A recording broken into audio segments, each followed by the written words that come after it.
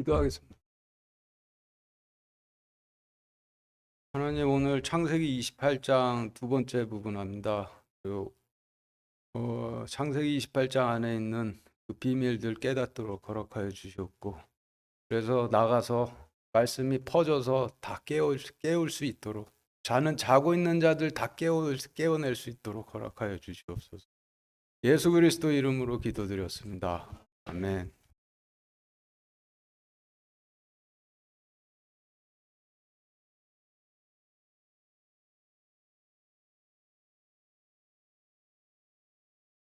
육 절부터 9절까지 같이 읽겠습니다. 시작.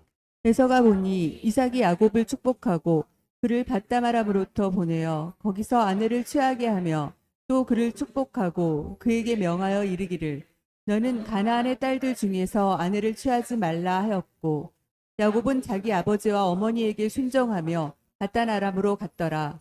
또 에서가 보니 가나안의 딸들이 자기 아버지 이삭을 기쁘게 하지 못하므로 이에 에서가 이스마엘에게 가서 자기가 소유한 아내들 외에 아브라함의 아들 이스마엘의 딸이요 느바요스의 누이인 마할렛을 취하여 자기 아내로 삼았더라.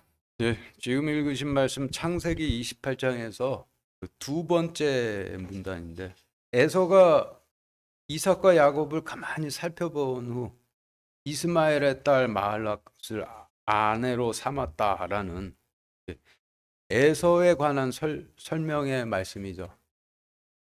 그런데 창세기 28장의 창세기 28장이 계시하시는 시대적 배경이 창세기 때로부터 약 1700년 후인 사도행전 시대이고, 에서는 주님의 장자인 유대 제사장들을 상징을 하니, 지금 읽으신 말씀은 창세기 때로부터 1700년 후인 사도행전 시대에 이러한 유대 제사장들이 등장할 것이라는 것을 계시하신 말씀이 되는 거예요. 1700년 후가 지나서 어떤 유대 제사장들이 등장하게 될 것인가, 그것을 이와 같이 계시하신 것인지 좀 나누어서 다시 읽어보며 자세히 알아보도록 하겠습니다. 6절 7절 다시 같이 읽겠습니다. 시작. 에서가 보니 이삭이 야곱을 축복하고 그를 밧다나람으로 보내어 거기서 아내를 취하게 하며 또 그를 축복하고 그에게 명하여 이르기를 너는 가나안의 딸들 중에서 아내를 취하지 말라 하였고, 야곱은 자기 아버지와 어머니에게 순종하여 밧다마람으로 갔더라. 네, 지금 읽으신 말씀에서의 인물들은 아버지, 어머니, 남편, 아내, 장남, 차남, 아들, 딸, 이런 가족 관계로 맺어 있는 사람들인데, 그런데 성경 말씀에서 가족 관계들은 특별한 상징적 의미들을 가지고 있죠. 어떤 의미들을 가지고 있는지 정리를 해보면 표 1과 같은데, 표 1 보시죠. 생물학적으로 남편은 아들이나 딸을 낳기 위해 아내에게 씨를 뿌리는 성을 의미하고, 아내는 씨가 뿌려져 아들이나 딸을 낳는 쪽이듯이 성경에서 남편도 씨를 뿌리는 쪽이고 아내도 씨가 뿌려지는 쪽인데, 성경에서 뿌려지는 씨는 하나님 약속이고, 뿌려지는 이유는 영혼을 낳기 위함이 되는 것이죠.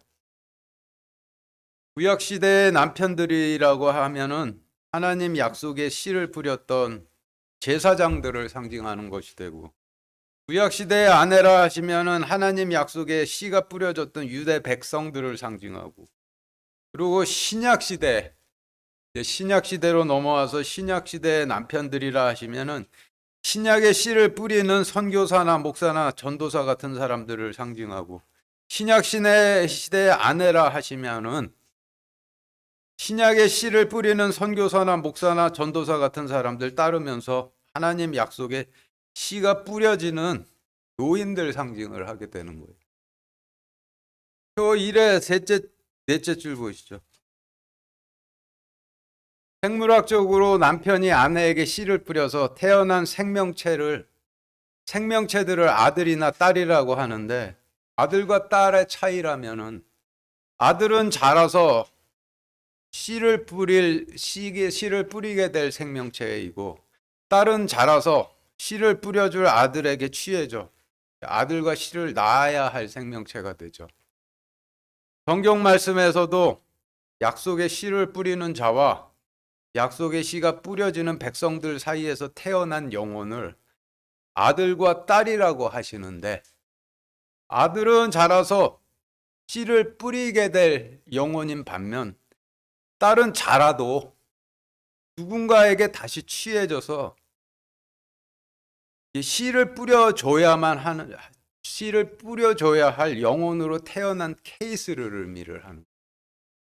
주님께서 초림하셔서 유대 백성들 전체에게 씨를 뿌리셨는데, 그 중에서 12 제자들처럼 약속의 씨를 뿌릴 수 있는 아들들로 거듭 태어난 영혼들도 있었지만은, 대부분의 유대인들의 경우에는 그 다른 메시아를 기다리는 백성들로 거듭 태어나 아직까지도 자신들에게 씨를 뿌려줄 다른 메시아의 초림을 기다리고 있는데, 이와 같이 주님께서 약속의 씨를 뿌리셨지만은 처음부터 다시 씨를 뿌려줘야 할 백성들로 거듭 태어난 경우를 딸을 낳았다라고 하시는 것이에요. 다시 간단하게 요약해 보면은, 주님께서 초림하셔서 전체 유대 백성들에게 같은 씨를 뿌리셨는데, 12 제자들은 아들로 거듭 태어난 것이고, 나머지 유대 백성들은 딸로 거듭 태어난 것이 되는 거예요.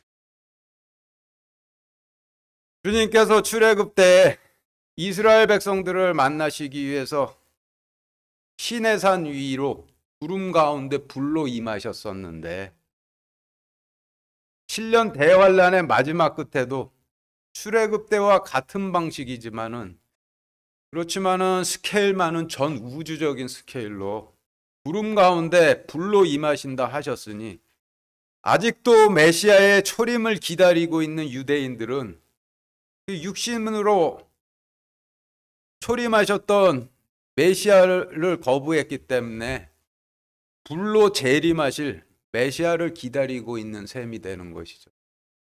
그래서 마지막 때 유대인들은 불을 건너 구원을 받게 될 거라고 그렇게 말씀을 하시고 계시는 거예요. 표 1의 5째 줄, 6째 줄 보시죠. 성경에서 아버지와 어머니의 관계를 예로서 설명을 해드린다면은, 주님께서 초림하셔서 씨를 뿌리실 12 제자들이 주님께서 초림하셔서 씨를 뿌리실 때 12 제자들이 주님을 양처럼 졸졸 따라다녔는데, 이런 관계를 성경의 관점에서 본다라면은, 초림하셔서 12 제자들에게 씨를 뿌리셨던 주님께서 12 제자들의 남편이셨던 것이 되고, 주님을 양처럼 졸졸 따라다녔던 12 제자들이 주님의 아내였던 것이고, 주님을 양처럼 졸졸 따라다니다가 약속의 씨를 뿌릴 수 있는 새로운 영혼으로 거듭 태어난 12 제자들이 주님과 양처럼 주님을 졸졸 따라다니던 12 제자들 사이에서 태어난 아들들이 되는 거예요. 약속의 씨를 뿌릴 수 있는 새 영혼으로 거듭 태어난 12 제자들의 관점으로 볼 때, 복음 요한일서 그리고 베드로 전후서, 야고보서 등을 쓴 그 거듭 태어난 12 제자들의 관점에서 볼 때, 과거 자신들에게 씨를 뿌리 주셨던 주님께서 아버지가 되시는 것이고, 과거 주님을 양처럼 졸졸 따라다니던 자기 자신들의 성질이 어머니가 되는 거예요. 그런데 남편이 아내에게 씨를 뿌리듯이 씨 뿌리는 자가 백성들에게 아무리 씨를 뿌려도 씨를 뿌릴 수 있는 아들로 태어나질 않는 경우가 있는데, 그 이유는 씨가 뿌려져 아들로 태어나야 할 백성들이 씨 뿌리는 자를 양처럼 따르질 않아서 그런 것이죠. 이런 경우를 성경에서는 양이 아니라 염소라고 하시는데, 양은 졸졸 따르는 성질을 갖고 있지만은 염소는 졸졸 따르는 성질이 없어서 양이 아니라 염소라 하시면은 따르는 것 같아 보이지만은 결국에는 들어가라 하시는 명령에 따르지를 않아서 아들로 태어나질 못해 씨를 뿌리지 못한다라는 뜻이 되는 거예요. 마태복음 보시면은 마지막 때 양은 오른쪽, 염소는 왼쪽으로 세우신다 하셨는데, 이게 무슨 뜻인지 마태복음 24장 31절 31절부터 33절까지 같이 읽겠습니다. 시작. 사람의 아들이 자기의 영광 중에 모든 거룩한 천사와 함께 올 때에 자기의 영광의 왕자에 앉아서 모든 민족들을 자기 앞에 모으고 목자가 염소들로부터 자기 양들을 갈라내듯 그들을 일일이 분리하여 양들은 자기 오른편에 두되 염소들은 왼편에 두리라. 마지막 심판 때 오른편에는 씨를 뿌리는 자를 양처럼 졸졸 따라다니던 양들을 세우고, 좌편에는 따르는 것 같지만 따르지를 않아 약속의 씨를 뿌릴 수 있는 아들로 태어나질 못한 염소들을 세운다라고 하시는 뜻이죠. 양이 서게 될 오른편과 염소가 서게 될 왼편이 어떻게 다른지 알아보기 위해서 34절 41절 같이 읽겠습니다. 시작. 그때 왕이 자기 오른편에 있는 자들에게 이르되 오라 내 아버지께 복받은 자들아 너희는 창세로부터 너희를 위하여 예비된 왕국을 상속받으라. 그때 그가 왼편에 있는 자들에게 이르되 저주를 받은 자들아 너희는 내게서 떠나 마귀와 그의 천사들을 위하여 예비된 영존하는 불로 들어가라. 예, 지금 읽으신 말씀은 오른편으로 분리된 씨 뿌리는 자를 졸졸 따르던 양 같은 자들은 하나님 왕국을 상속받고, 왼편으로 분리된 씨 뿌리는 자를 따르지 않던 염소 같은 자들은 영존하는 불에 들어갈 것이라는 말씀이죠. 34절부터 40절까지 이게 지금 그 양이 어떤 사람들인지 알아보기 위해서 34절부터 40절까지 같이 읽겠습니다. 시작. 그때 왕이 자기 오른편에 있는 자들에게 이르되 오라 내 아버지께 복받은 자들아 너희는 창세로부터 너희를 위하여 예비된 왕국을 상속받으라.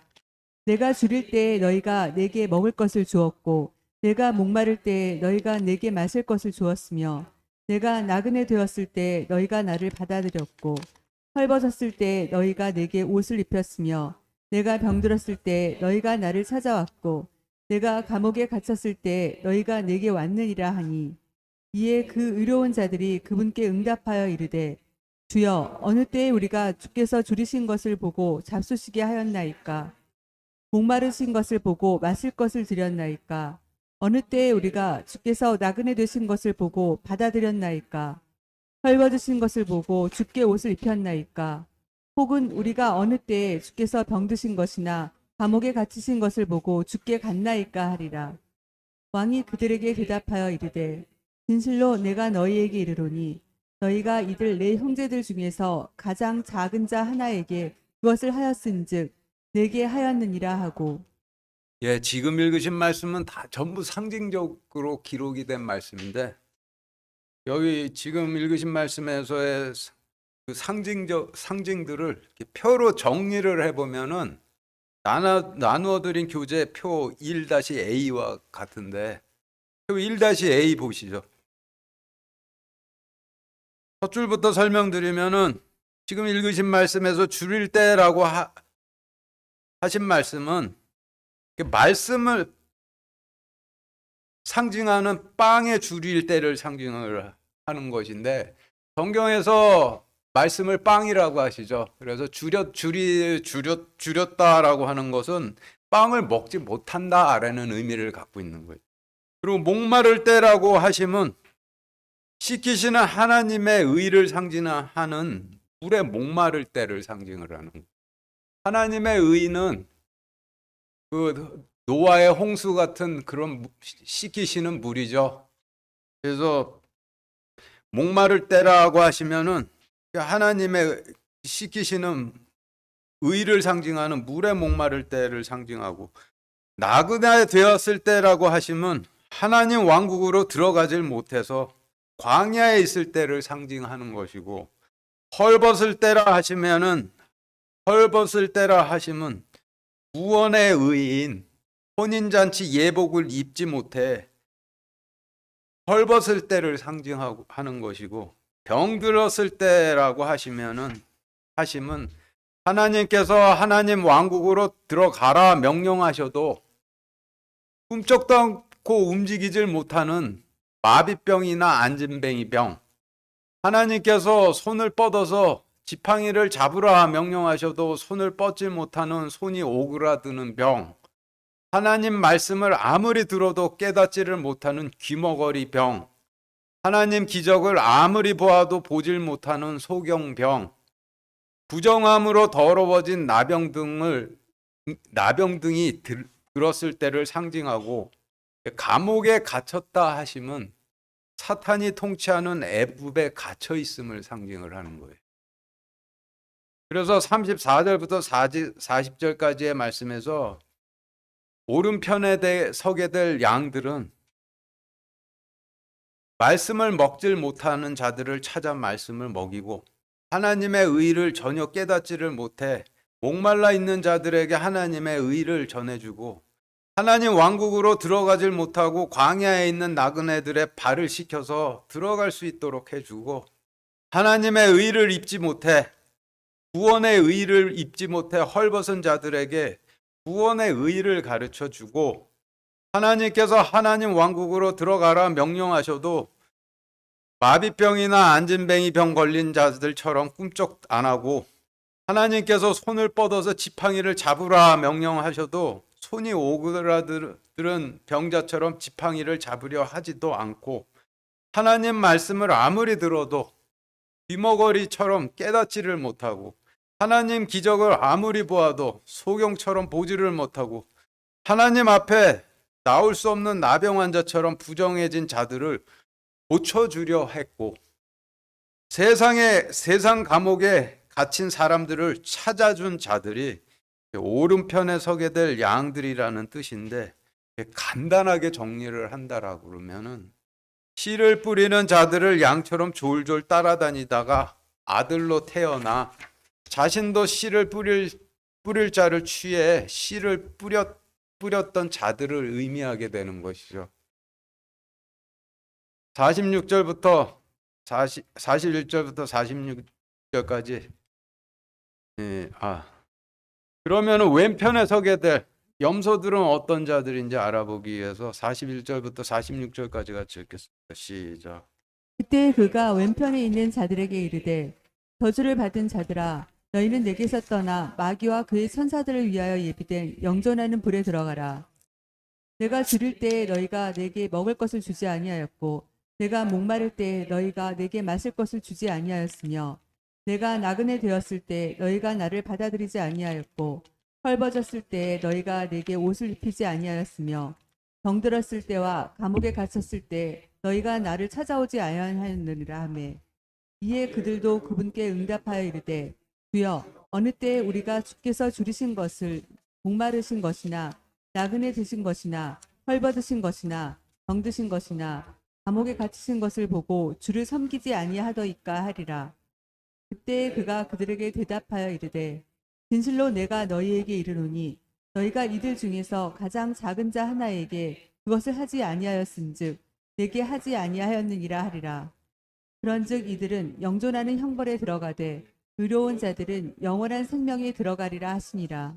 네, 지금 읽으신 말씀을 통해 왼편에 서게 될 염소들은 말씀 먹지를 못해 줄인 자들을 외면하고, 시키시는 하나님의 의를 깨닫지 못해 목마른 자들을 외면하고, 하나님 왕국으로 들어가질 못해 광야에 있는 나그네들의 발을 씻겨주지도 않고, 구원의 의를 입지 못해 헐벗은 자들에게 구원의 의를 가르쳐 주지도 않고, 하나님께서 하나님 왕국으로 들어가라 명령하셔도 안전뱅이 마비병 환자처럼 꿈쩍도 못하고, 하나님께서 손을 뻗으라 명령을 하셔도 손이 오그라든 사람처럼 지팡이를 잡으려 하지도 않고 하나님 말씀을 아무리 들어도 기머거리처럼 깨닫지를 못하고 하나님 기적을 아무리 보아도 소경처럼 보질 못하고 하나님 앞에 나올 수 없는 나병 환자처럼 부정해진 자들을 외면하고 파로 같은 세상 왕이 붙드는 감옥에 갇힌 사람들을 찾아주지도 않은 자들이 왼편에 서게 될 염소들이라는 뜻이 되는데, 간단하게 정리를 해본다라면은 양처럼 씨 뿌리는 자를 따르는 성질이 없어서 아무리 씨를 뿌려줘도 씨 뿌리는 아들로, 씨를 뿌릴 수 있는 아들로 거듭 태어나질 못해 씨 뿌릴 아내를 취해 씨를 뿌리지 않은 자들을 의미하게 되는 거예요. 그래서 성경적인 의미에서 아내는 씨 뿌리는 자를, 양처럼 따르는 자를 의미하고, 그런 경우에 유일한 생명의 근원인 하나님의 씨로 인해 아들로 거듭 태어남이 있을 것이라는 뜻인데, 그것이 하나님께서 자신의 양 같은 백성을 구원하시는 유일한 방법이라는 뜻이 되는 거예요. 하나님께서 저희들에게 지금 마지막 때라는 거 알려주시죠. 네, 이 마지막 때에 염소들이라고 하면은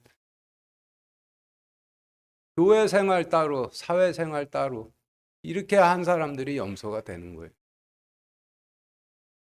네, 과거에 저 같은 경우도 교회 생활 따로, 사회 생활 따로 이렇게 사는 것이 참 바람직하다라는 생각을 갖고 있었어요.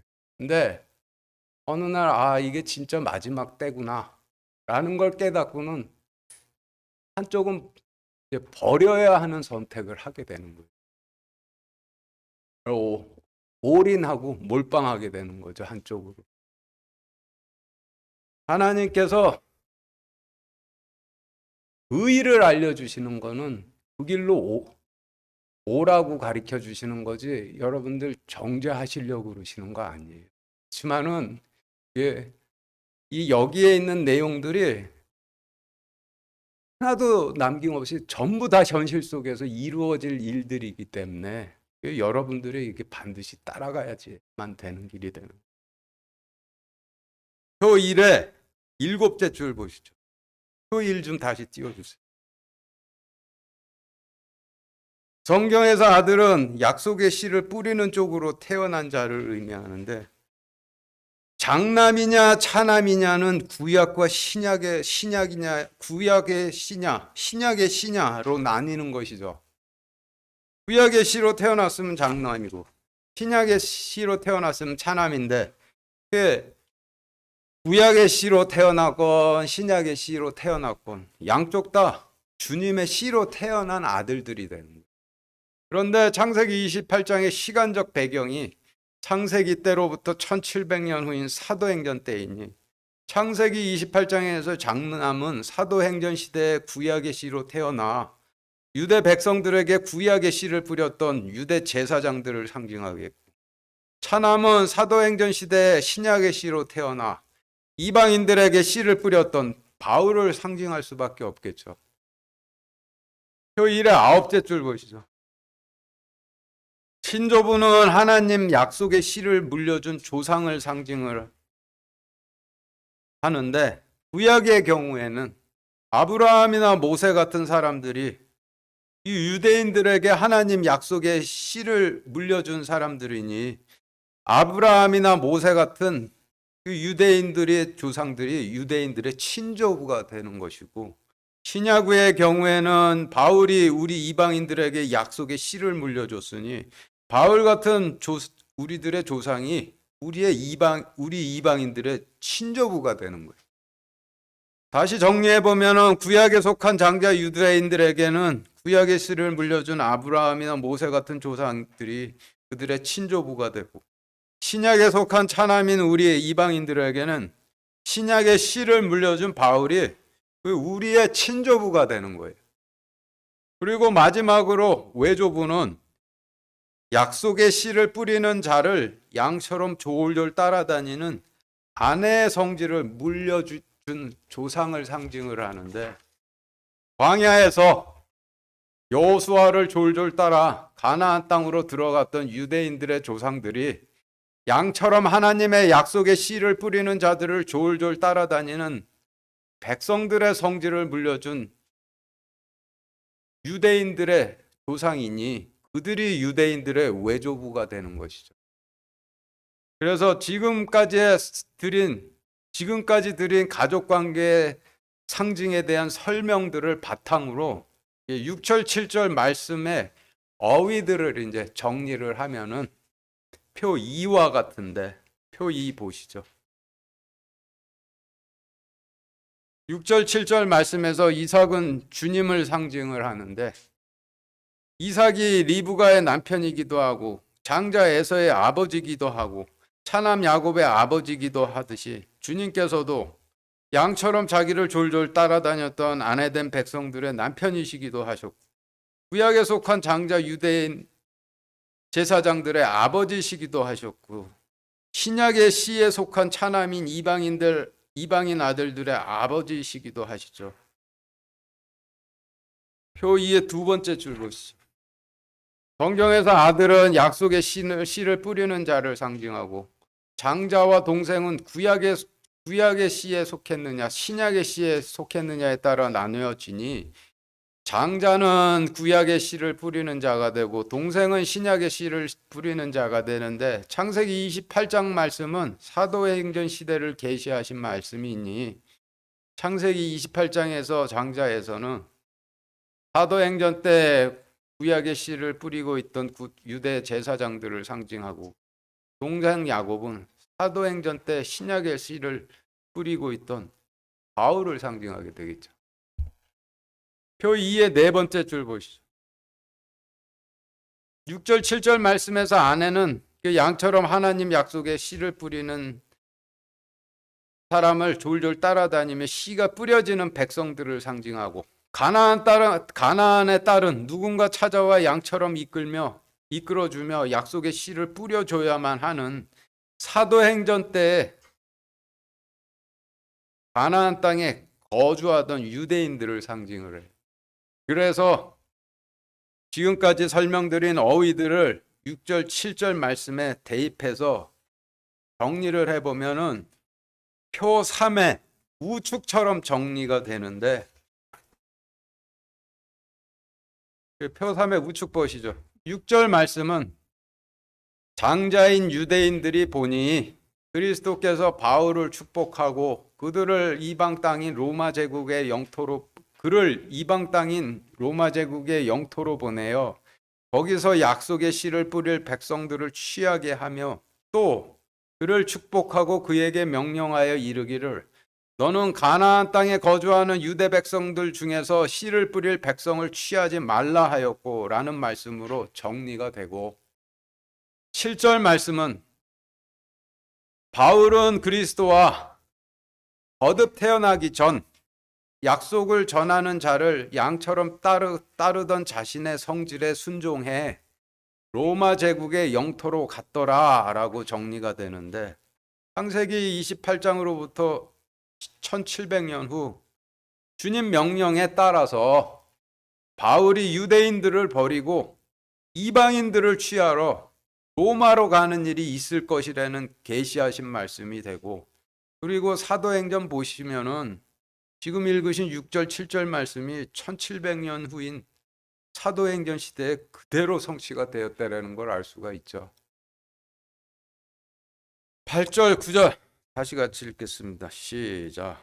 또 에서가 보니 가나안의 딸들이 자기 아버지 이삭을 기쁘게 하지 못하므로 이에 에서가 이스마엘에게 가서 자기가 소유한 아내들 외에 아브라함의 아들 이스마엘의 딸이요 느바요스의 누이인 마할렛을 취하여 자기 아내로 삼았더라.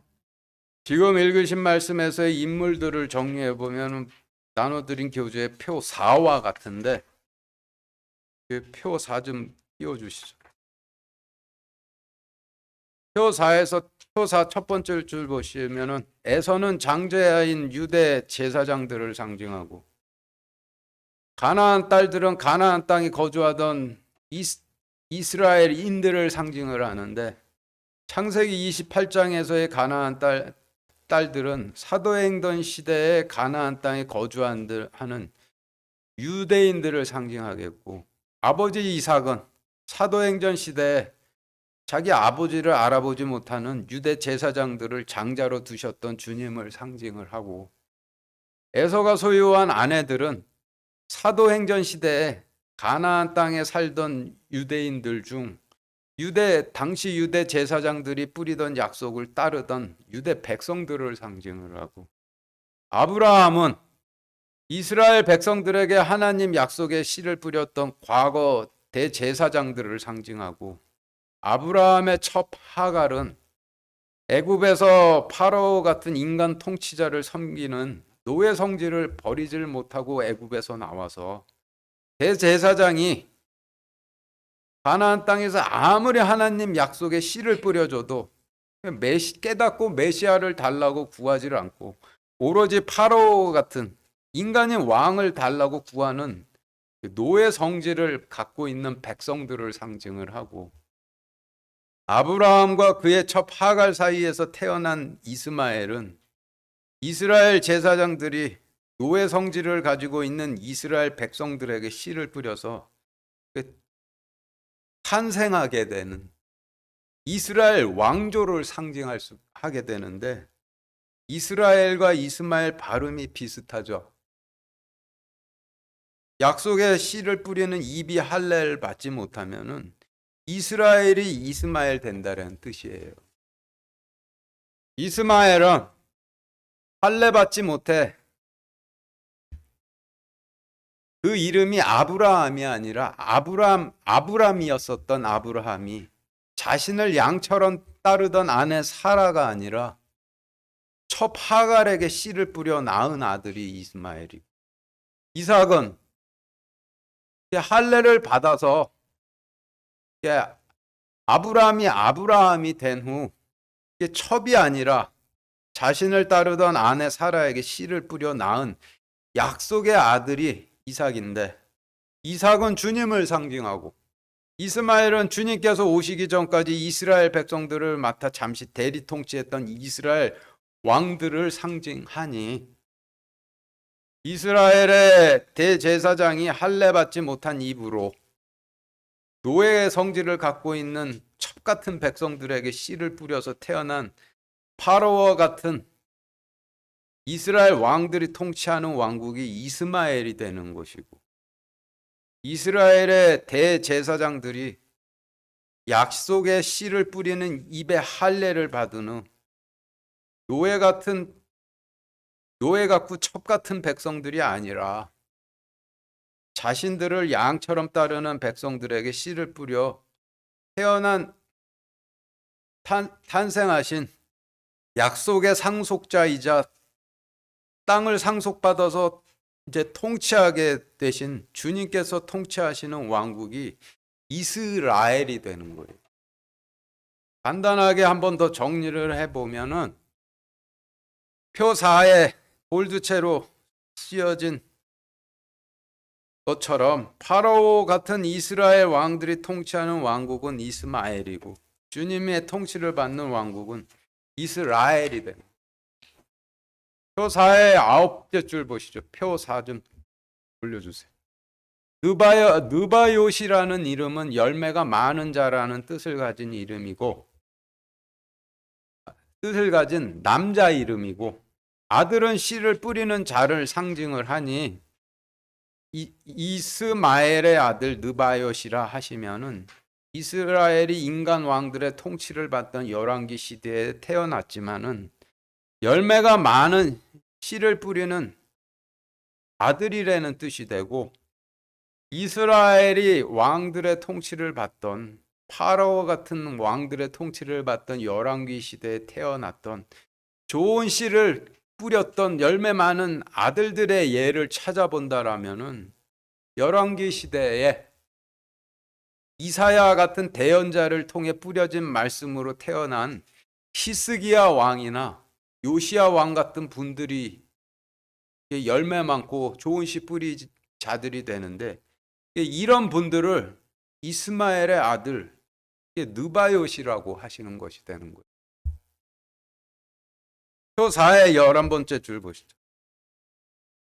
마할라시라는 이름은 병든 자라는 뜻을 가진 여자 이름이고 다른 새로운 성질로 태어난 백성들을 상징을 하니 느바롯의 누이 마할라시라 하시면은 이스라엘이 인간 왕들의 통치를 받던 열왕기 시대에 히스기야 왕이나 요시야 왕 같은 좋은 씨를 뿌린 열매가 많은 분들이 태어날 때 같은 이사야서 같은 대언의 말씀으로 함께 태어난 병든 백성들이라는 뜻이 돼요. 이를 의미적으로 좀 더 매끄럽게 설명을 드리면은 원래 이스라엘 백성들은 씨를 뿌리는 대제사장들을 양처럼 졸졸 따라다니는 성질을 갖고 있는 백성들이었는데 인간 왕들의 통치를 받는 가운데 파라오 같은 인간 왕들의 통치를 받는 가운데 병들어 이전과는 전혀 다른 성질의 백성들이 되었다라는 뜻이 되는 거죠. 그리고 백성들이 어떻게 병들었다라는 설명은 이스마엘의 딸이라는 말씀에 담겨져 있는데 이스마엘의 딸이라고 한다라면은 하나님 약속을 뿌리는 제사장들에게 속해 있지를 않고 인간인 왕에게 속해 있다는 뜻이고 그런 백성들이라면 하나님의 영광을 추구하지를 않고 인간 왕의 영광을 추구하게 되는데 이스라엘 왕들의 시대에서 가장 영광스러웠던 때는 다윗 왕 때였으니 과거 다윗 왕 때의 찬란했던 영광을 추구하고 따르며 민족주의적이고 극우적인 성질로 새롭게 태어난 백성들을 이스마엘의 딸이라고 하시는 것이 되는 거예요. 다시 정리해 보면은 이스마엘의 딸이요 느바롯의 누이 마할라시라 하시는 말씀의 의미는 열왕기 시대의 인간의 통치를 받으며 하나님의 영광이 아니라 인간의 왕의 영광을 추구하는 민족주의적이고 극우적인 병든 백성을 열매 많은 히스기야 병든 백성들이 열매 많은 히스기야 왕이나 요시야 왕이 태어날 때 같은 씨로 함께 태어난 병든 백성들이라 하시는 뜻이 되는 거예요. 그래서 지금까지의 설명들을 이제 8절 지금까지의 그 8절 9절의 어휘들을 8절 9절 말씀에 대입해 보면은 표 5처럼 표 5와 같은데 표 5 보시죠.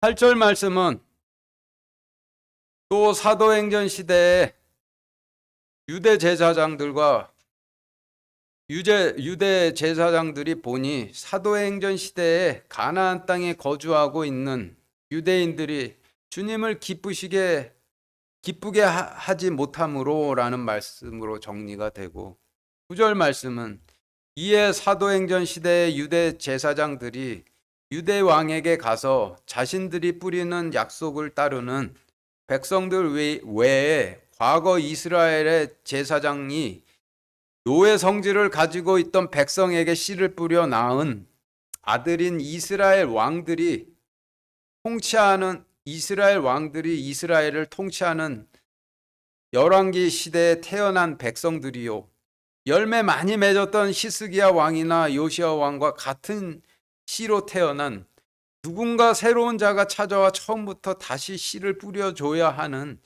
민족주의적이고 극우적인 병든 백성들을 취해서 자신들이 전하는 약속의 씨를 뿌릴 백성으로 삼았더라라는 말씀으로 정리가 돼요. 이를 의미적으로 좀 더 매끄럽게 정리해서 설명을 드린다라면은 8절 말씀은 창세기 때로부터 1700년 후인 사도행전 시대에 가나안 땅을 차지하고 가나안 땅에서 거주하고 있을 유대인들이 소림으로 찾아주신 하나님을 거부하고 받아들이지 않을 것임을 계시하시는 말씀이 되는 것입니다. 9절 말씀은 창세기 때로부터 1700년 후인 사도행전 시대에 예루살렘을 차지하고 예루살렘에서 씨를 뿌리는 유대 제사장들이 기존의 자신들을 따르는 백성들 외에 이스라엘이 인간 왕들의 통치를 받던 열왕기 시대에 태어난 다윗 왕 때 찬란했던 영광만을 추구하는 구구적이고 매우 민족주의적인 병든 백성을 씨를 뿌릴 백성으로 취해서 씨를 뿌리게 될 것이라는 것을 계시하신 말씀이 되는 거예요. 창세기 말씀으로 계시한 바와 같이 사도행전 시대 유대 제사장들이 구구적이고 민족주의적인 성질의 병든 백성들을 취해 씨를 뿌린 결과, 하나님 약속의 씨를 뿌린 결과는 그들이 더 구구적이고 더 민족주의적인 데다가 거기에다 하나님의 백성들이라는 삐뚤어진 선민의식까지 있는 백성들로 거듭 태어나 로마와 전쟁을 일으켜 멸망을 하게 되죠. 그래서 바울은 하나님께서 가나안 땅으로부터 피해 떠나 보내시게 되는 거예요.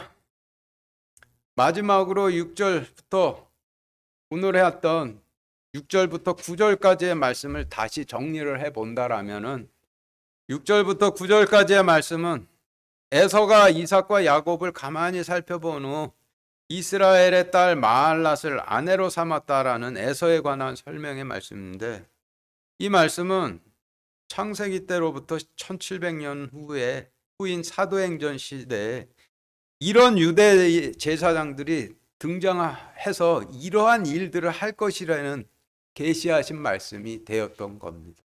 마치겠습니다.